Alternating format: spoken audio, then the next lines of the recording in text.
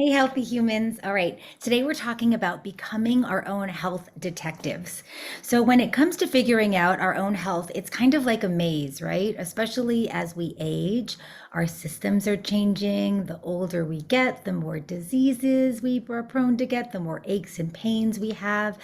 And because now humans are living longer than at any other time in history, we're finding a lot of new things. We're ending up with more dementia, with more Alzheimer's, with more Parkinson's, more diseases that are affecting us as we get older because we're living to be so much older. So often in our healthcare, we have to go down a lot of dead ends before we actually can find someone that's able to help us. We'll go see a doctor when something doesn't feel normal, right? And the doctor will run some tests and they'll usually prescribe medication and they might refer you to a specialist, another doctor who also would probably run some tests and might give you some medication. We have to remember that doctors generally treat the symptoms, not the root causes of any symptom.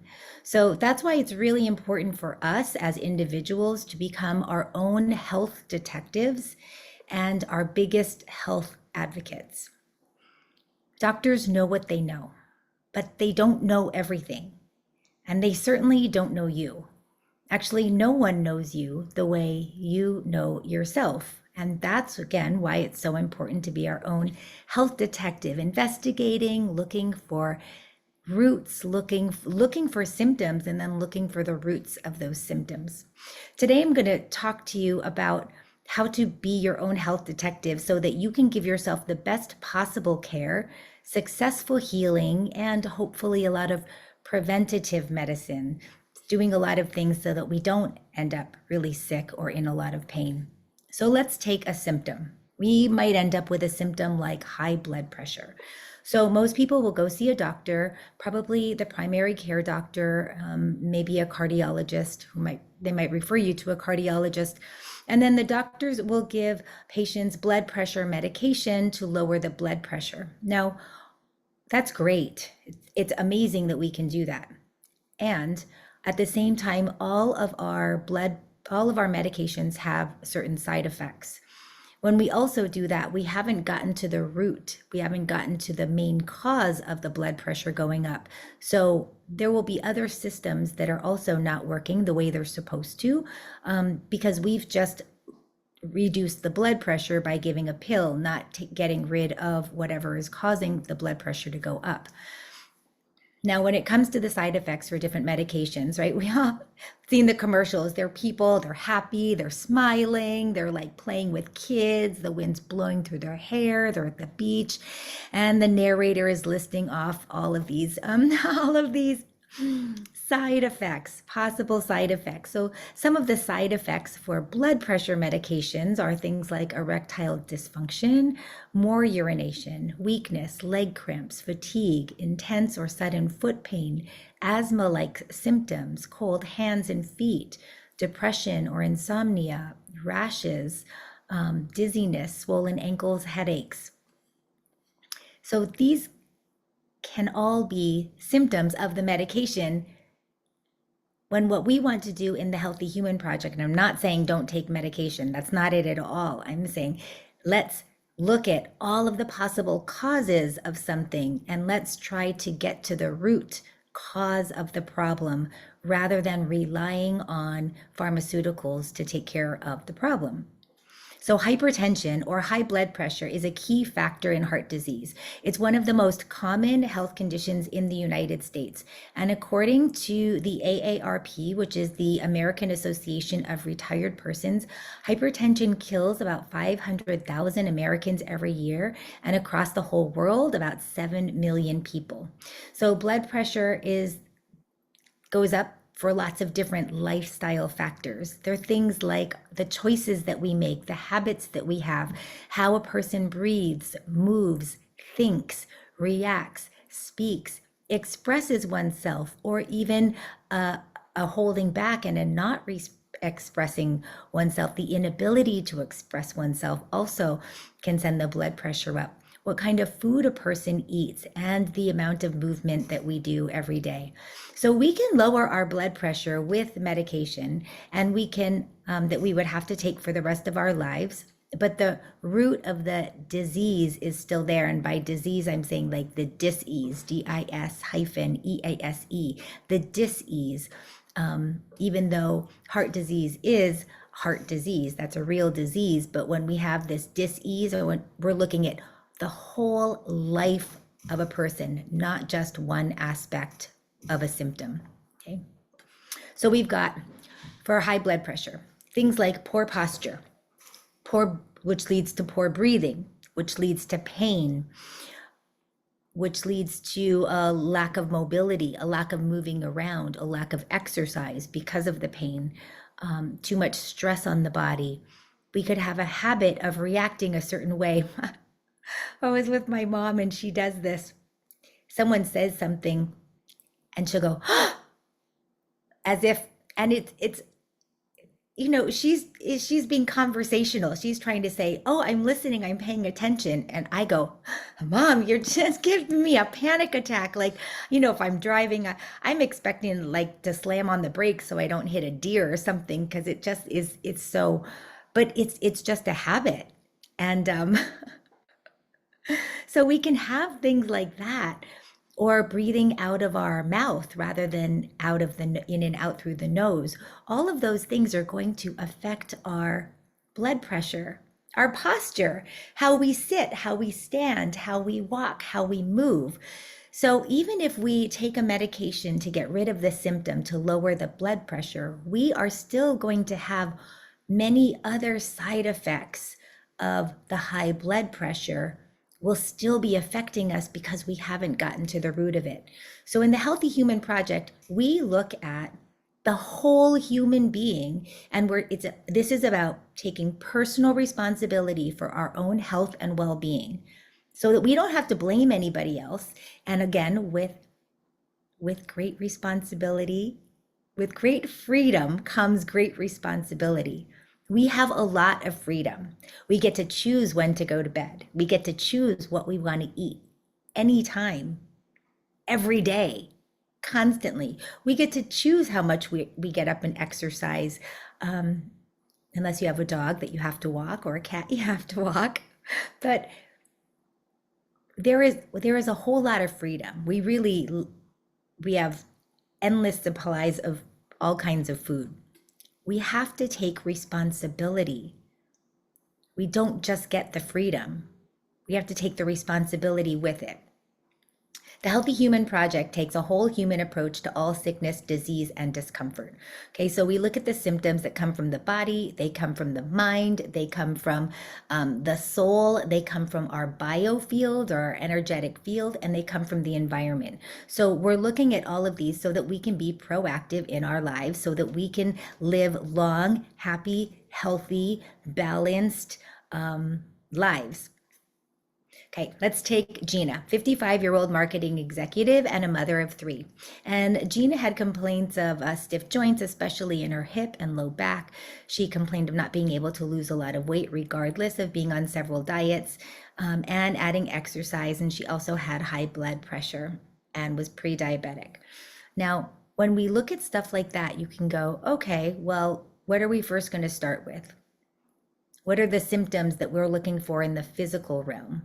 What are the symptoms we're looking for in the mental, emotional realm? What are the symptoms we're looking for in the spiritual realm? What are the symptoms we're looking for in the energetic realm? And what are the symptoms that we might be associating with the environment? So when it comes to different symptoms, what kinds of things are we seeing? Physically, aches, pains, swelling limbs, bloating, gas, discomfort, maybe being frequently sick or run down, having panic attacks or anxiety, fatigue or depression, being reactive. The body might feel actually really heavy or sluggish, or like it's hard to move. You could get skin conditions like dry skin, eczema, acne, hives, infections, frequent fungal infections, candida, yeast overgrowth, stomach upset, heart issues, dizziness, headaches. We all know what a lot of these are. Sometimes we trip over our words and our beat at the same time, or there's usually a feeling that something is not right. This is what I see a lot. Someone will say, there's something I just don't know, and I'm a bit worried because I can't figure out what's wrong, but I know something is not right. Something is different, and I don't know what it is. There could be changes in blood pressure or changes in weight and in bowel movements. Okay, so those are the physical symptoms that we could see. Also, for our mental and emotional, these are our feelings and our emotions, feeling isolated, disconnected, alone, or lost, or hopeless, feeling overwhelmed, like, oh, the world is demanding so much of me and I feel unappreciated. We can be offended, getting offended, or feeling righteous, or feeling like a victim. These are all, you don't think of those as symptoms of things, but these are all symptoms. Feeling run down, impatient, like something is just not right, worried, not able to sleep, being irritable, apathetic, restless, negative, depressed, jealous, resentful. There could be anger. You feel anger like it's just coming out a lot more, or you just are angrier a lot more. So even feeling hateful, or having like an insatiable desire. It's like the itch that you just can't get to. You're trying to scratch an insatiable desire. There's something, I just feel like restless. I just need something that's going to make me feel better. And then we have our energetic realm. So when it comes to energy, our energy is really a result of our relationship with ourselves and our relationship with other people. So if my relationship with myself is good and strong, my aura, my energy, and I'm focused on my heart, I'm living with my heart, everything is in congruency, then I will have that energy, and my energy will be big and strong, so that if other people with lower energy, they kind of would bump into my energetic field, and it would not upset me. But if I have holes in my aura, if there are wounds, there are tears, people can say something, and you notice that there are times someone says something to you and it just feels like, ugh, like, oh, that hurt. And then there are other times that someone might say something to you and you don't even hear it. You don't even pay attention because it's so not important that you're like, yeah, okay. I used to, with my teachers, I tell them, if someone were to leave a pile of dog poop at your door and ring the doorbell, you would open the door, and most people, you're not going to pick it up, right? You wouldn't pick it up and be like, oh, I'm going to take this in. Someone gave me some poop. Like, no, you would not take it. You wouldn't touch it. And that we do the same thing energetically, but most of us don't know how to protect ourselves energetically so that we don't pick up other people's crap, because that's what we don't want. Behaviors that tell us we're energetically out of alignment, something that we might see is overeating, overconsuming, overspending, other addictive or avoidant behaviors. Maybe staying up late and scrolling social media, drinking, binge watching shows, being rude or being short, being disorganized or forgetting things, constantly multitasking, like the inability to be present with someone, gossiping, complaining, negative talk about other people, judgmentalness, and negative talk about ourselves, negative self-talk. Those would be some signs that energetically there's going to be something out of whack that we could look at. And then environmentally too, an environment that is cluttered or messy or disorganized or negative or very loud, overstimulating. And environmentally, we have to look at the people that are in our environment as well. So it's not just about the stuff, and it's not just about the air or the pollution, but it's also about the people. And there can be people who are toxic to other people. So just like people experience all of these symptoms, and individually you might be like, yeah, but they don't all go together. I have maybe that symptom or that symptom. And so if we have one symptom, we would usually go to a doctor. You have another symptom, you're going to go to a therapist. Maybe another symptom, and you would go to church. I think church is just our community. When we have spiritual holes in our, if our spiritual sheath is not firm, uh, that also looks like a lot of addictive behaviors, a lot of kind of almost desperate behaviors, looking for something outside of ourselves to make us feel good. That would be a spiritual, where we would look for spiritual dis-ease. Now, dis-ease in any aspect of your life, the Sanskrit word is called dukkha, and it was used to describe a wheel. If you think of a wheel, and the wheels have all these spokes. So if one spoke is out of place, you you would go, the wheel would go around in a circle, and when it got to the place with the broken spoke, you would have a bump, and then it would go around and it would be really smooth for a while, and then another bump. Most of us have several spokes that are out of place or out of alignment, but life is so busy, so we don't take the time to slow down to say, oh, I need to get this checked. My service engine, it wasn't service engine, I thought it was the service engine light went on, and I was like, it was just a really busy week. And I said, oh, please just let me get through the week. I don't have time to deal with another car issue right now. So, but you're kind of playing roulette, how long do you stick with that da-dunk, da-dunk? Now our cars have a button, a light that goes off that says, get to the mechanic. It lets us know, get to the mechanic. Our bodies, the lights that go off that tell us something is not right is, we wait for a physical discomfort. We wait for some kind of pain or physical issue before going to the doctor. But it starts way before that. So it can start with not wanting to get out of bed one day. Oh, I don't really want to get out of bed one day. And then it turns to, oh, a negative thought. And then a negative thought leads to another negative thought. And then you get an email from someone, and that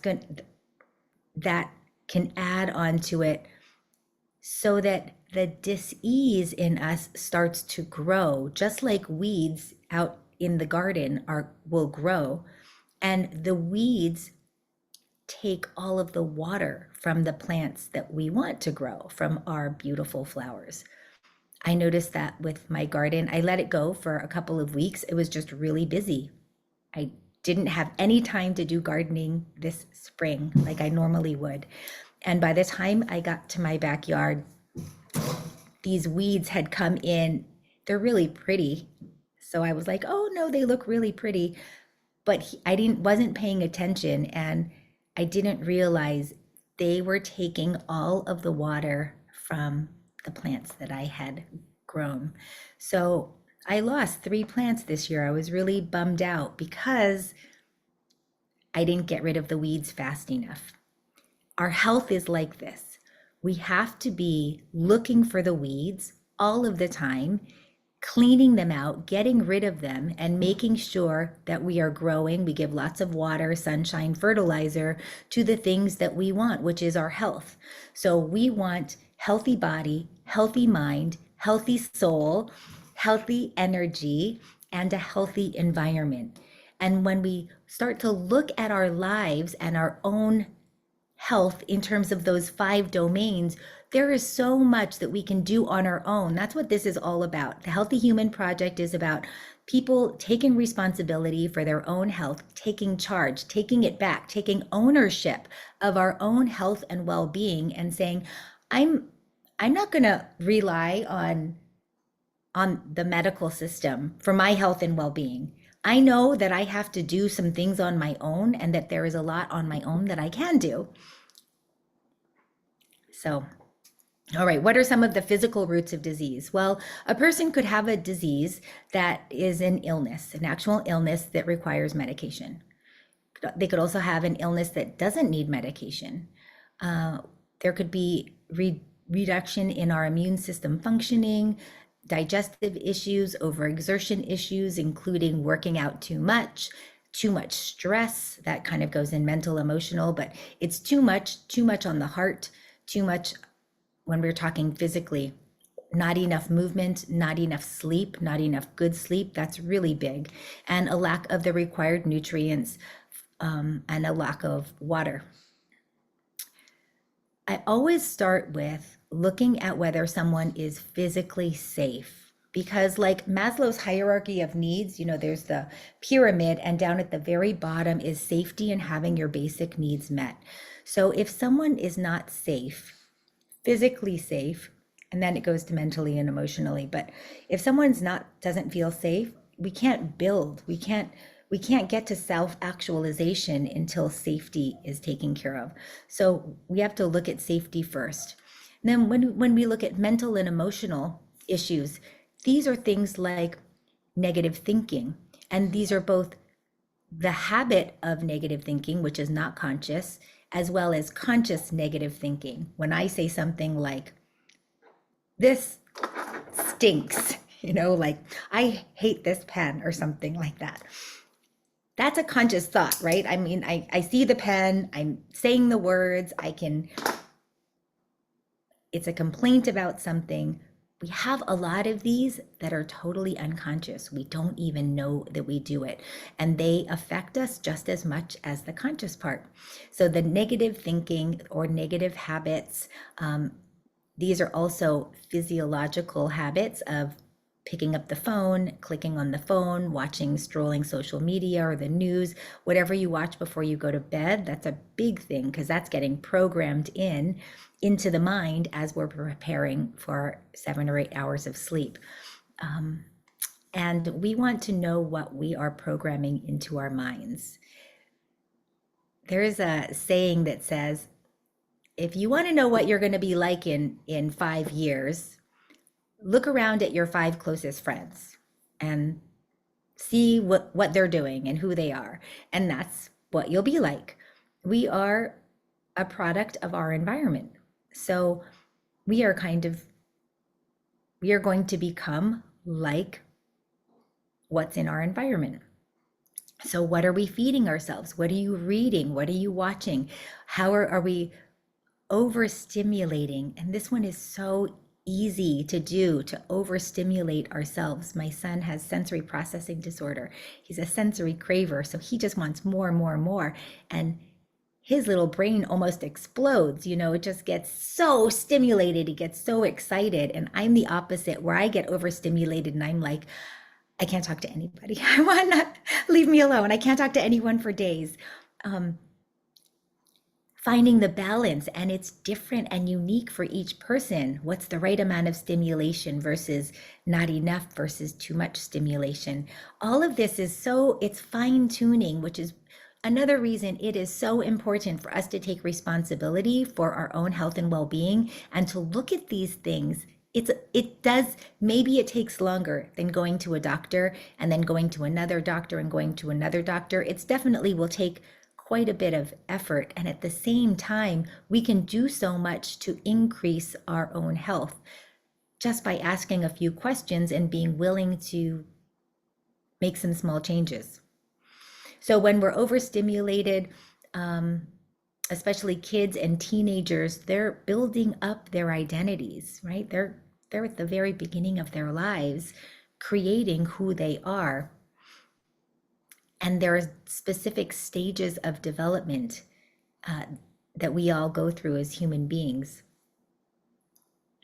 We have a fear. We can have a fear that the body's shutting down, not knowing what to do. And any fears like not being good enough, not being successful, being abandoned, financial fear, fear of not being liked or fear of change, lack of understanding our thoughts and feelings. And sometimes these are qualities we have and we don't realize how other people interpret them. I was having another conversation with my mom, and it was interesting because as a daughter, I tend to blame my mom for a lot of my the things I see in myself that I don't like. Oh yeah, I got that from my mom, or that's because of this, that's because of that. And we were talking about worthiness and feeling confident. and what it means to feel self-worth, and how I was telling her how my generation, I said, well, my generation struggles, women struggle with this worthiness. Am I good enough? Am I worthy? Am I enough just as I am? I I'm a good person just because I exist. I don't have to be doing something to be a good person. And she looked at me and she said, I think that's just a generational thing. That's just something that comes with, because I was like, well, your generation, you guys were the parents who were critical and judgmental, and so my generation always felt wrong. She's like, no, that's just because you're going through the different stages of development. And, once you get to your 50s, you start to grow into your own skin and you feel like you automatically get more confidence when you're in your 50s. So it was kind of interesting. And both of us are right. There's a quality. We have not only our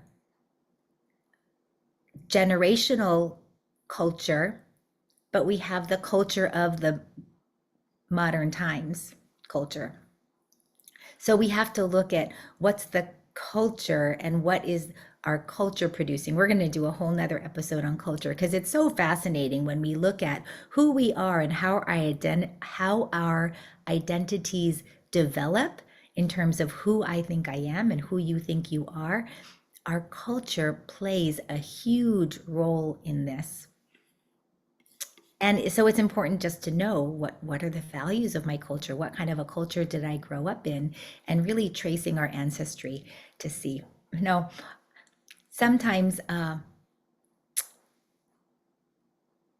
okay, let's go into the energy and the biofield. So these are things, the root causes of diseases of dis-ease when it comes to our energy, or things like not having enough boundaries, or not having, you might not even know that you need boundaries in a certain area of your life, or not communicating the boundaries and then not enforcing the boundaries, because all of that goes in with boundaries, right? We have to be able to establish them, clearly communicate them, and enforce them. Energetically, when there are holes in our aura, or we don't have a strong, I want to call it energy biofield, isn't strong, it's because we're out of alignment somewhere. Either we don't trust other people or we don't trust ourselves. And right now, the whole world seems to be going through, part of this is post effect of the pandemic and being isolated from other people. It's also fear, we're programmed to live in fear and to be afraid of other human beings because that's what sells. So that's actually what makes money, is people like to get like excited. It's like going on a roller coaster, but we live in that all the time. That's not healthy for us. When we live in fear, we don't trust our environment. We don't trust the world we live in. We don't trust ourselves to make the right decisions. And this is one that I have been working on for quite a few years, is building up this trust with myself and building up my trust with spirit also. Sometimes we start trusting God or spirit first. Sometimes we start trusting ourselves first. Sometimes you might start trusting a friend or another human being first, but we have to build up trust. And one of the nice things with building up trust, starting with God, is that, or starting with spirit or source, is that if we start with another person or we start with ourselves, we're human. So we make a lot of mistakes. We're going to make mistakes. We're going to fall down. So we have to start small to build up trust. It's why New Year's resolutions don't work. People say, I'm going to go on this diet. I'm going to hit the gym every day. I'm going to eat super clean. I'm going to do all these things. We said it too big. And then you fall off the wagon and it's like, oh, I suck, I just can't do it. And we end up losing trust. So we have to look at all of the times that we have lost trust in ourselves. And when we lose trust with ourselves, that takes us out of alignment. That makes it so our energy is not able to flow up. I'm sitting here like this, but the chakras, they're these energy centers that go through the body, but they line up in a way that our posture would also go up in the same way. We're looking for certain things to say, oh, it was my energy flowing smoothly. Am I in alignment, or is something really far out of alignment? That's how we'll be able to tell a bit what's going on with our own energy. Also, energetically, if you notice that you are drained or your mood shifts, there's a shift when you're around certain people, certain places, certain events, or certain things. That's something we would want to notice and just go, that's interesting that when I'm with that person, after I leave that person, I feel really tired, or after I leave spending time with that person, I feel really great. Want to be aware of that. And what are the feelings that you have? What are when did you notice like taking a plummet, or your energy took a deep dive? So when we are not in alignment energetically, it's hard to be in alignment spiritually. Because to be in alignment spiritually means we need a really strong connection with God, and to know that we are worthy because we're here, that we are loved and love and light because we're here. We don't have to do anything to be good people. We simply are because we exist. If our spiritual connection is damaged in some way, that would look like hopelessness or apathy, a feeling of despair. It might look like being completely focused on the material world and thinking that this is everything. I'm so focused on, and it's easy to be there. It's so easy to get sucked up into this is all that exists because this is what I see. So having a strong spiritual practice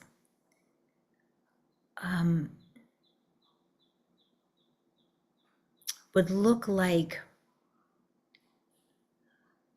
living in constant communication with Source, or being in at least daily, having time every day that is set aside, that's your spiritual time.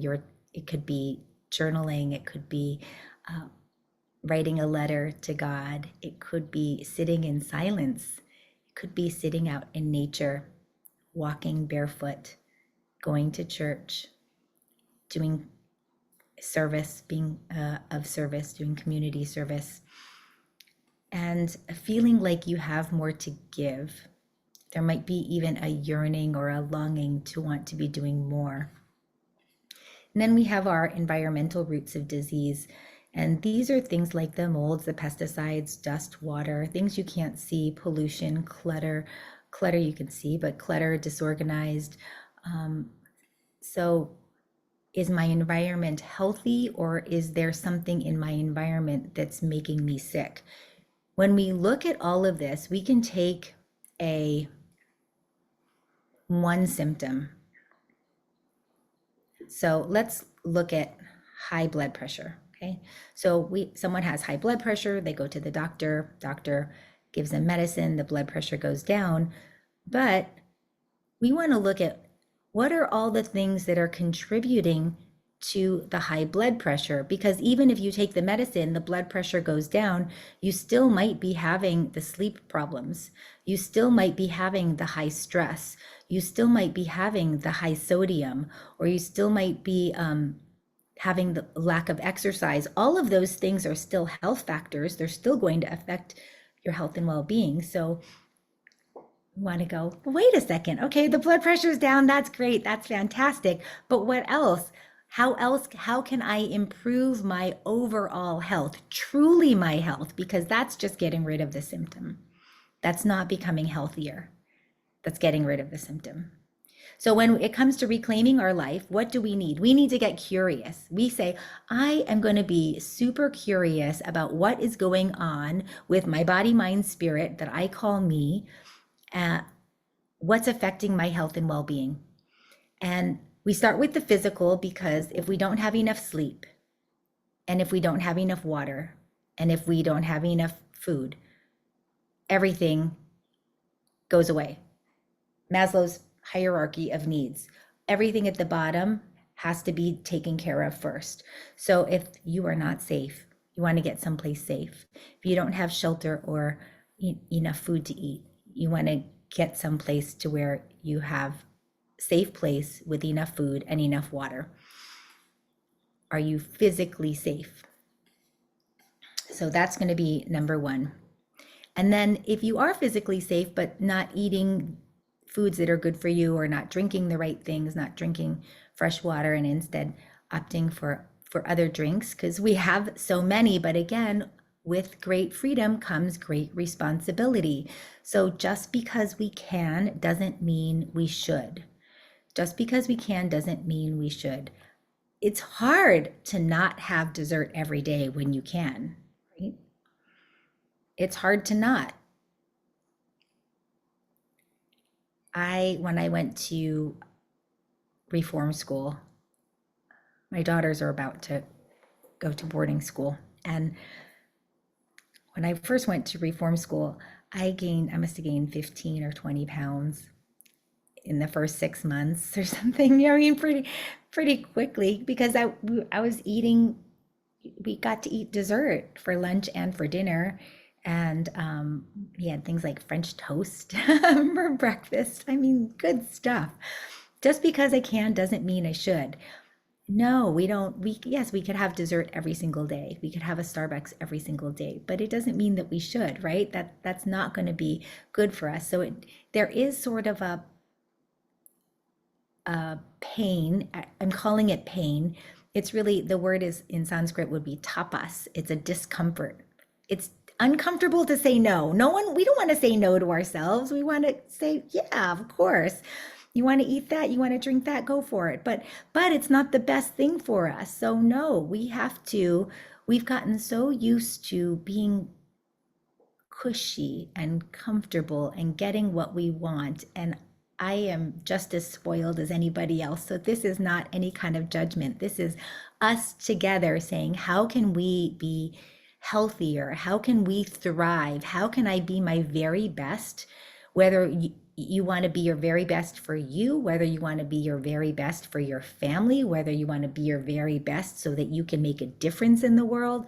How can we be our very best? And it does take a whole lot of looking at ourselves and being aware of what we're doing pretty much most of the time. 80-20, right? All right. It's very important for us to ask, what about my lifestyle could be making me sick? It's such a powerful question. I want you to write it on a Post-it note and put it on your mirror. So when you brush your teeth every day, simply read it and ask, what is it? What in my lifestyle could I be doing that could be making me sick, or that could be interfering with my ability to thrive? Because that's what we as healthy humans want. We want to thrive, and we want our children and our families to thrive. That's really growing strong, healthy plants. We are growing and strong and adaptable and resistant to any kind of diseases or elemental changes. Okay, so that's going to be a Post-it note right on the mirror. And then we start to ask, And you might get answers in all these different ways. So when I ask the question and I go to my angels and guides and I ask, what is it that I need to know today for my highest good and for the highest good of all?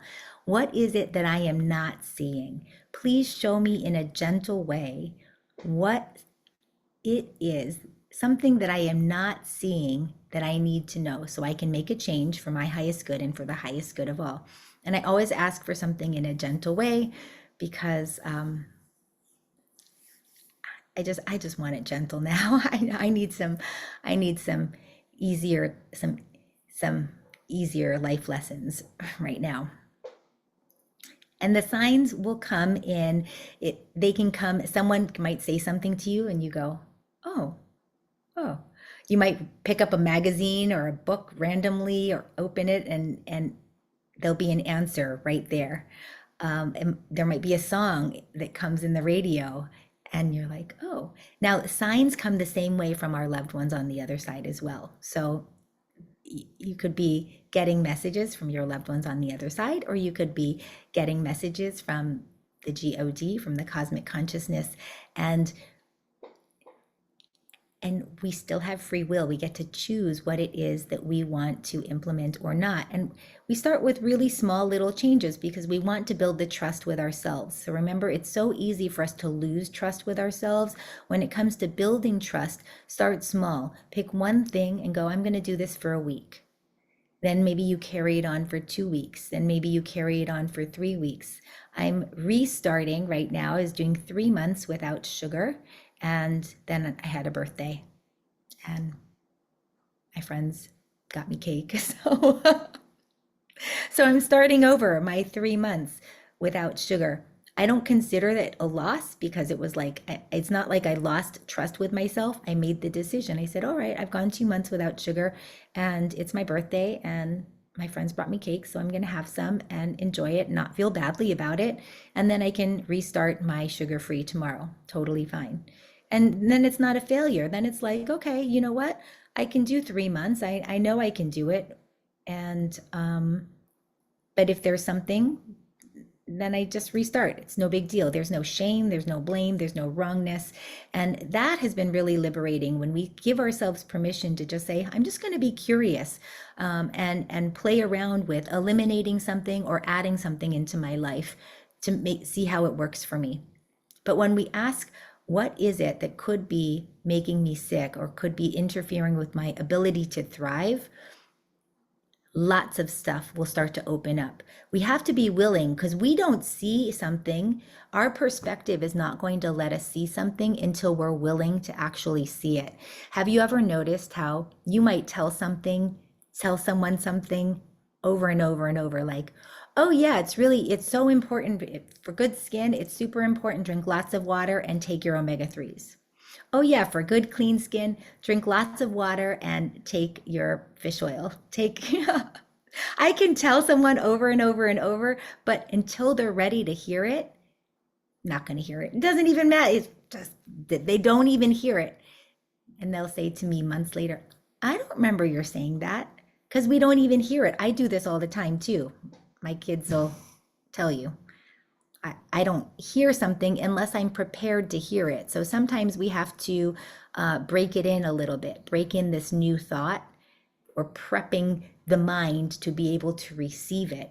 Because if it's not in a receiving state, then it's not going to be received. So be patient with yourself as we start to look at some of these things, because everything needs to come off in layers and it needs to be revealed. Awareness is like in layers. It's like phyllo dough. It's like a baklava. You can peel off one layer and then peel off another and then peel off another. And each time we peel off the layers, it's perfect just the way it is. You're not cutting through all of it at one time. Slowly starting to uncover and to see more patterns. Because if we were to try to change everything, we would end up feeling not good about ourselves and we would end up failing and quitting. So that's not what we want. We want this to be a lifelong change so that as we get older and we evolve, we're actually getting healthier and wiser. not sicker and unhealthier. Okay, so let's go back to blood pressure, and that's high blood pressure.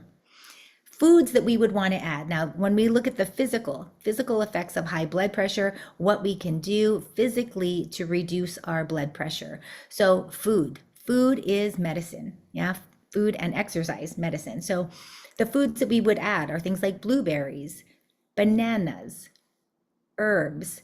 The American Journal of Clinical Nutrition in 2021 found that seasoning food with 6.6 grams of herbs and spices a day was linked with lower blood pressure after 4 weeks. And the funny thing is with this one, they used 24 herbs and spices, including basil, thyme, cinnamon, turmeric, but they didn't decrease the salt. They only added in those 24 herbs and the blood pressure still went down, even without reducing salt. So that was pretty cool. Dark chocolate, there's so many studies that show the benefits of dark chocolate, so long as it's 70 to 85% cacao, reduces blood pressure. Unsalted nuts like almonds, Brazil nuts, my favorite, I have 2 a day. Walnuts, they're high in magnesium and potassium. Yogurt, beets, fatty fish like tuna, salmon, mackerel, avocado, and eating whole grains, not processed white breads. These are all things that will reduce your blood pressure naturally without medicine, using food as medicine. And then the foods that we would want to avoid, restaurant foods, eating out. And because there's so much salt in the restaurant foods, even in chicken and beef, there's so much solution that's injected in them to give them flavor and salt. It's just so anyway, restaurant foods. You can always ask for sauces on the side, ask for dressings on the side, and putting that on yourself just to reduce the sugar and salt. Cheeses, a lot of cheeses have a lot of salt in them. So stick with Swiss and mozzarella if you want to go lower salt.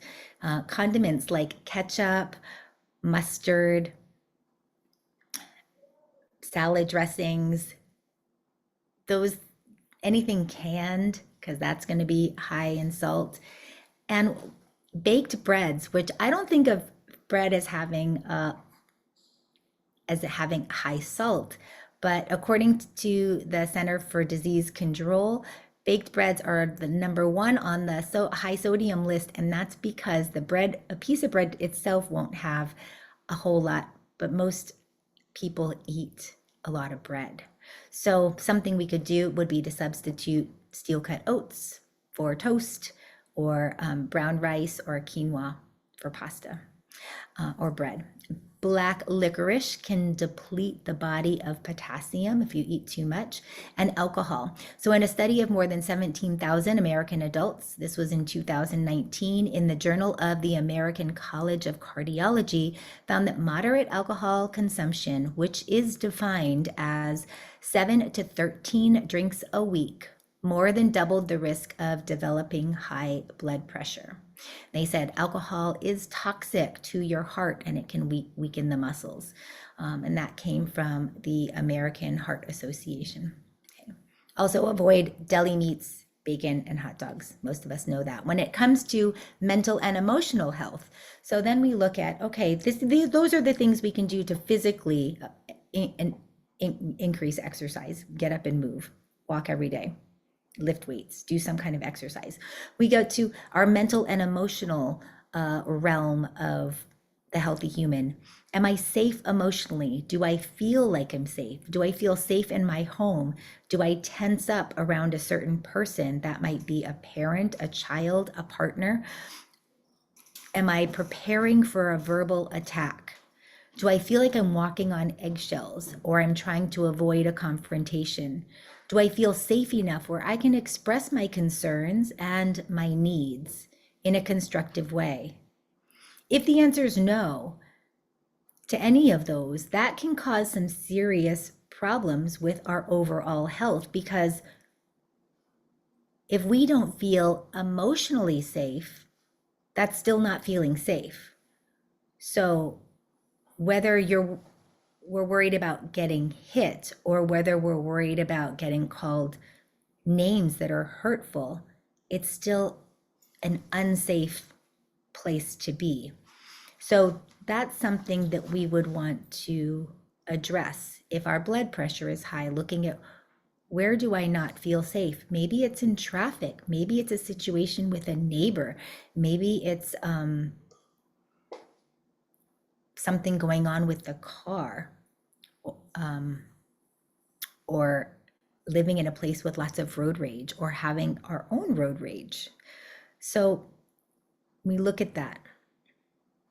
If the environment you live in is energetically toxic, we can use self-protection techniques. There are some really great ones: white light meditation, an invisible cloak meditation. I'll put links to those. Ways to reduce our toxicity so that we're not changing any other people. Remember, the healthy human is all about personal responsibility. So we aren't changing other people, but we are protecting ourselves so that we don't take on other people's stuff. Meditation, journaling, always asking guides for guidance or angels for guidance. When it comes to mental and emotional stuff, I know a lot of times we talk to our friends about our problems, and often this is great. But something that also can happen is that our friends can start to feed the negativity. So we might have kind of a complaint, or you want to talk about something. Your friends will come in with an opinion, and especially if it's with a partner, that they'll have some kind of opinion about it. And then you almost can even get a little defensive too, right? Of the partner, even though it's the partner that you might be complaining about, or the relationship you're complaining about. But it starts to build up this negativity, which is why it might not be the best thing to talk to friends unless you know that they're a friend that can really just sit there objectively and hold space for you. So by holding space, what does that look like? When we hold space for people, there's a place of non-judgment, and unconditional positive regard. So that would be someone talking to you and saying, "Oh, it was such a rough day, I had this situation with my boss and da da da." And rather than jumping in and giving advice, which is what most friends do, which is why I say it's not great to talk to friends unless you know that they can hold safe space for you. Because you don't want other people's advice, You want to be able to get to some of these answers on your own, and to be able to figure out on your own what's safe for you and what's not, how you feel in different situations, and when you feel healthy and good.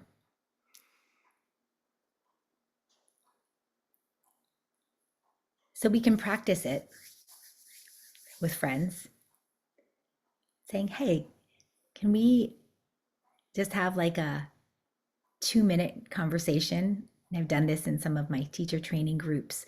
We set a timer for 2 minutes, and one person simply talks about anything. It could be something they love or something they don't love. And the other person doesn't say anything, just is there. Now, I've done this a couple of different ways, which is powerful. 2 minutes, you have someone talk, and another person is listening, not giving advice, listening, fully there with you, fully present. So you feel heard, you feel seen, you feel understood. They might just nod, they might just make eye contact, but they're with you. 2 minutes, another person talking about something that's going on with them, something they love or something they don't. It could be a complaint as well. And the other person is distracted. He's like,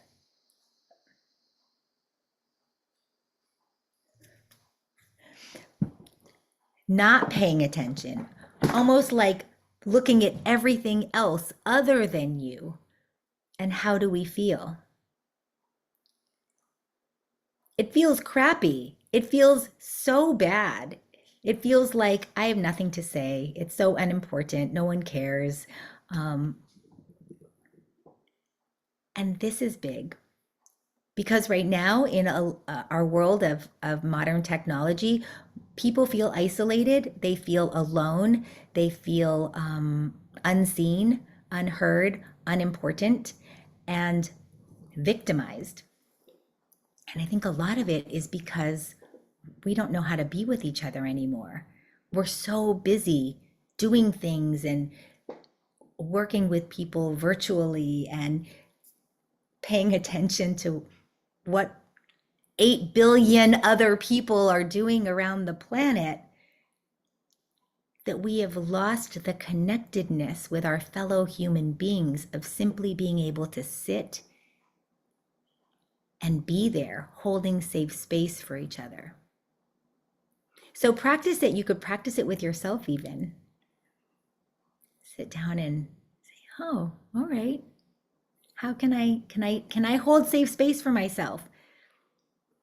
And just start writing. What is it that I need to know today for my highest good, for the highest good of all? What is it that I would want to know? What's on my mind? What's something I really love? What's something I really don't? Am I giving myself the attention that I need? Am I giving myself the mindfulness? Am I paying attention to me? Am I paying attention to the people I love? Do I have dedicated time to do that? Or is it just while I'm doing other things? And there's no judgment. Again, this is all about so we can all live better lives so that our quality of life goes up. When our overall health goes up, our health and well-being go up, our quality of life goes up. When our quality of life goes up, people are happier, people are more loving, people are more connected, people are more willing to help each other, people are nicer. Wouldn't that be nice to live in a nicer world? All right. Again, we're going back to building trust with ourselves, to building trust with God, to building trust. It could be with your parents, your partners, your children. And a lack of trust makes us feel unsafe. And again, safety is number one. Okay, so we have to build trust just like we are making a point to keep ourselves safe. Then we ask, what's my confidence like? Am I lacking in personal power? Do I have low self-esteem? Or do I have really strong personal power, but not too much awareness of how that's resonating on other people? Because it's easy for us to, when it comes to personal power, this solar plexus chakra, this yellow chakra right here, when it comes to personal power, coming on too much is like a person without boundaries who's just kind of takes over. And then a person with not enough self-esteem is the one who feels they could feel like they're drowning, like they're not being seen, they're not being heard. And then in our energetic realm, well, how are my relationships? Am I able to trust others? Do I trust myself? Is there any unresolved grief or trauma? How is my heart emotionally right now? So especially with stuff like blood pressure, if I go, there's the physical, but when we work emotionally, what's going on with my heart? Do I need some healing in my heart? Do I need to breathe in my heart? Is there a part of my heart that I feel like I have just covered up and covered up and covered up with shields because it hurts so much?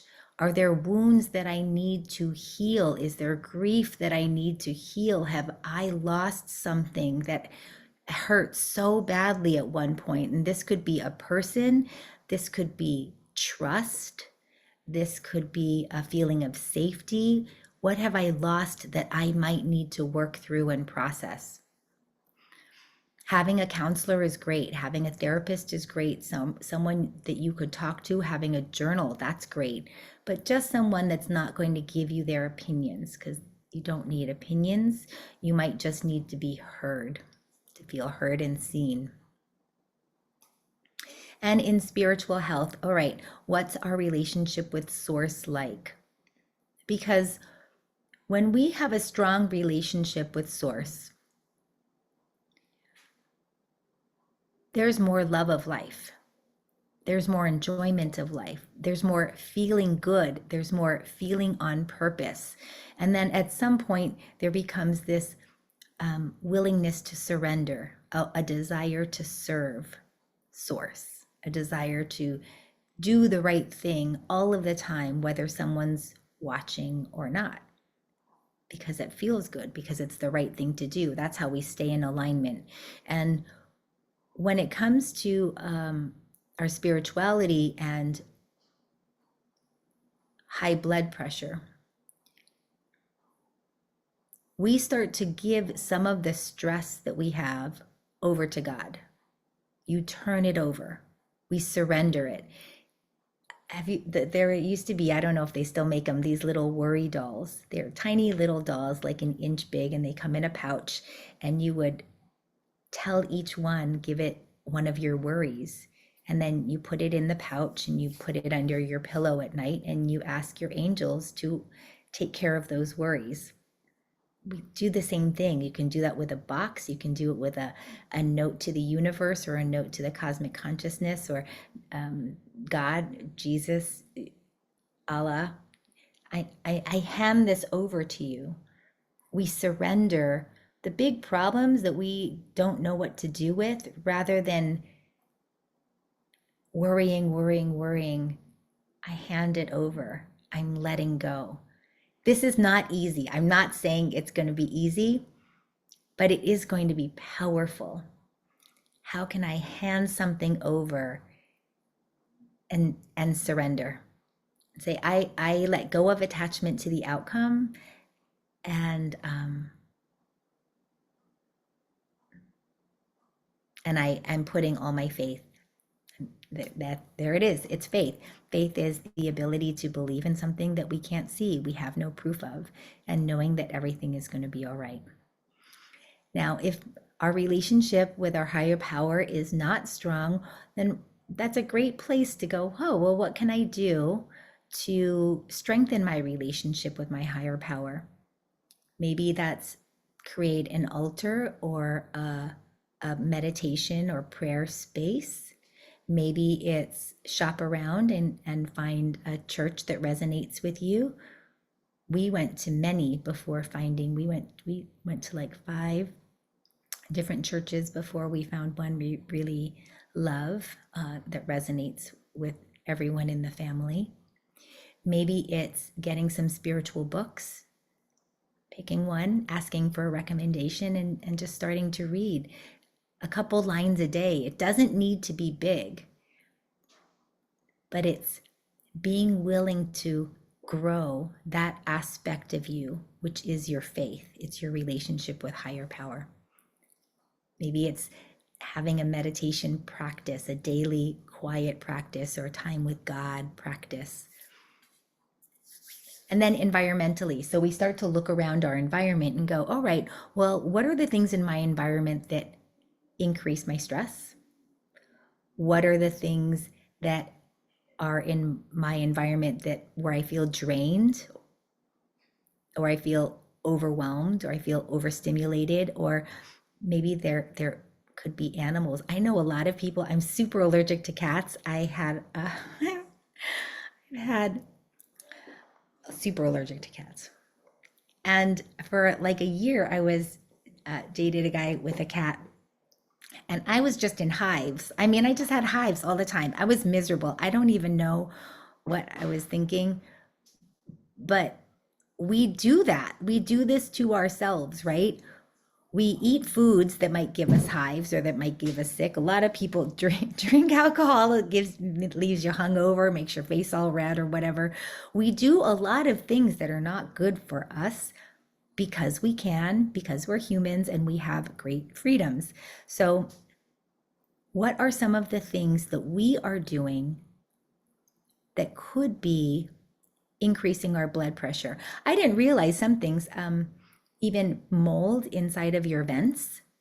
You can get water in the vents and mold in the vents, and that can send your blood pressure up, because you're having to work really hard just to be able to breathe, just to be able to do your normal functions. So what are some other things? Fluorescent lights, loud noises, crowded places, hostile people, hostile programs.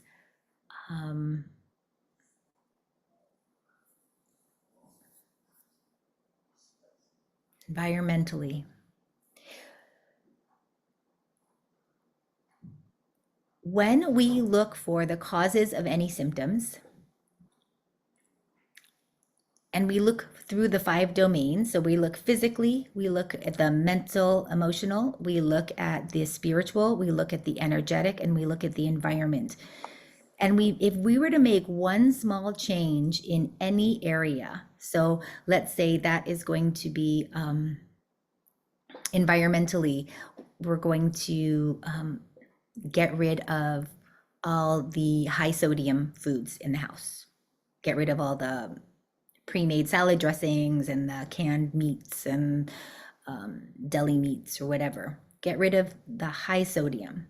Or maybe it's environmentally, you're actually going to add in more spices. Just say, if I have these spices here, I'm going to use them, and I'm going to use them every single day.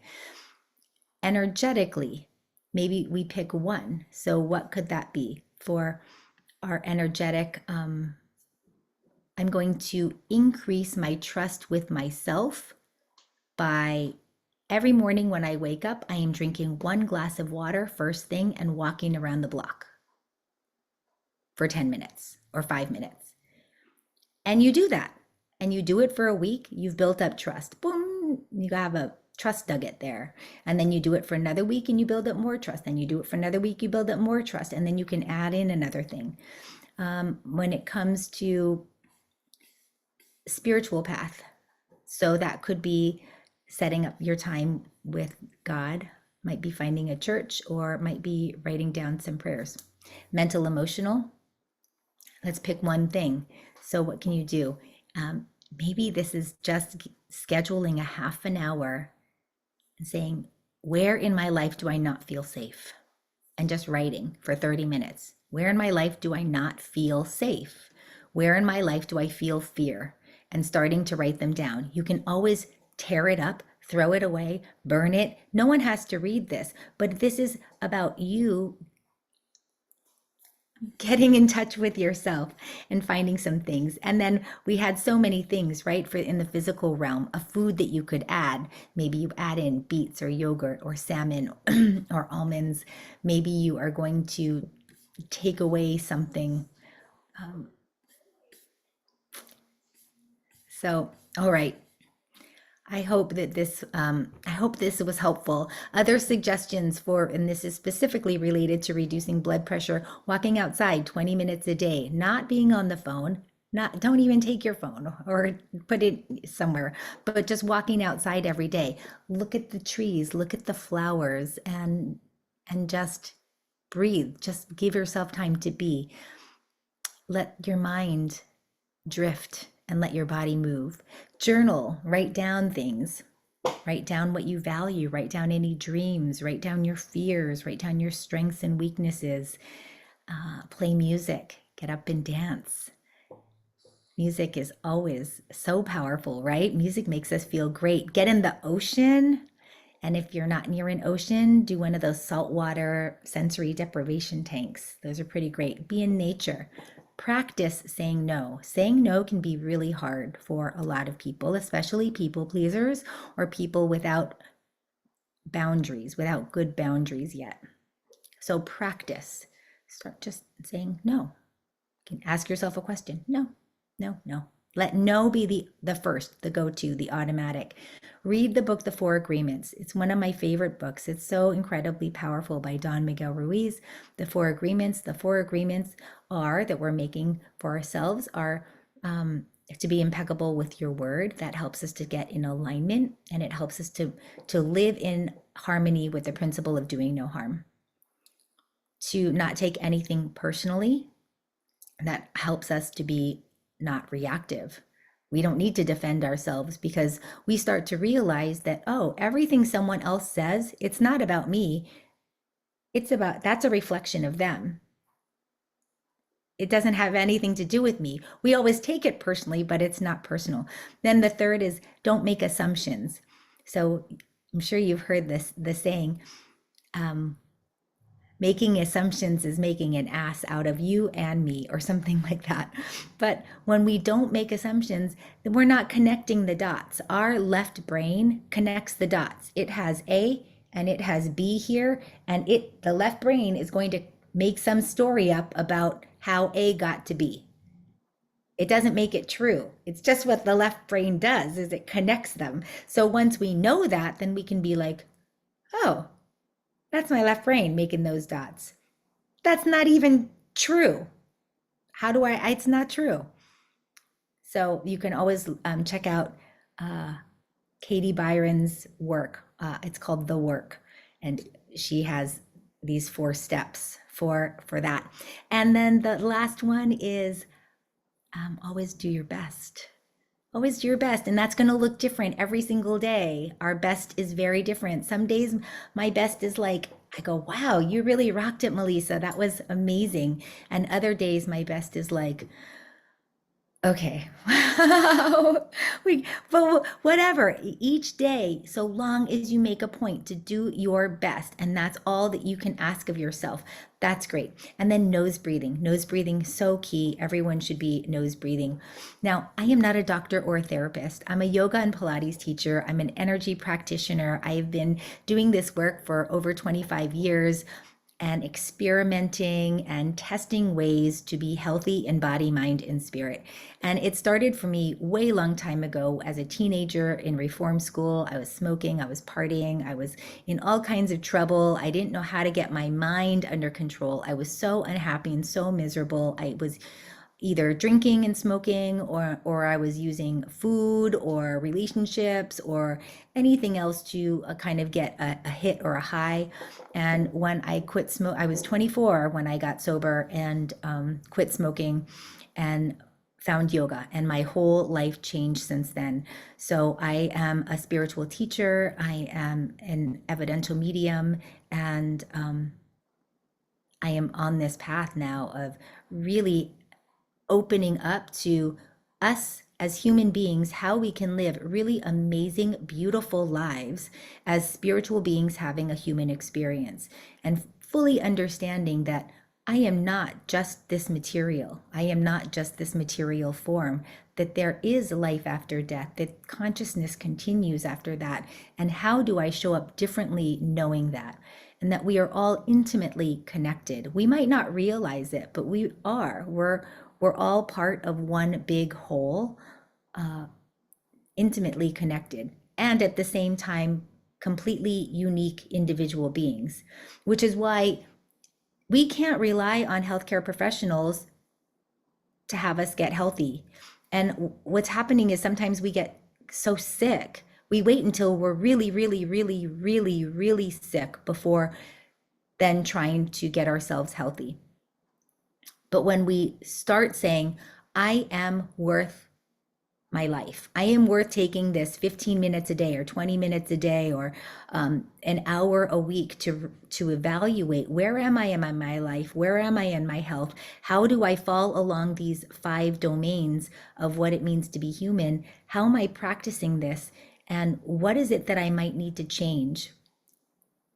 We're worth it. We're worth it.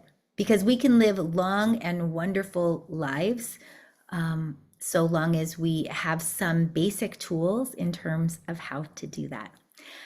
Thank you so much for being here. I'm Melissa Uchida. Oh, I wanted to tell you a fun fact. Okay, the Earth is not a perfect circle. This is a fun fact, not a perfect sphere. As it spins, it flattens at the poles, and it gets wider at the equator. The Earth is estimated to be about 4.5 billion years old. It's the densest planet in our solar system because the core is made of iron and nickel.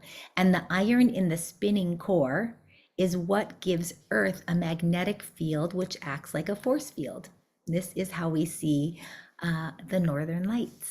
So thank you so much for being here. I'll put some resources in the show notes so that you can check out some other sources in terms of blood pressure and foods to be eating and foods to not be eating. And thanks so much. I'll talk to you soon.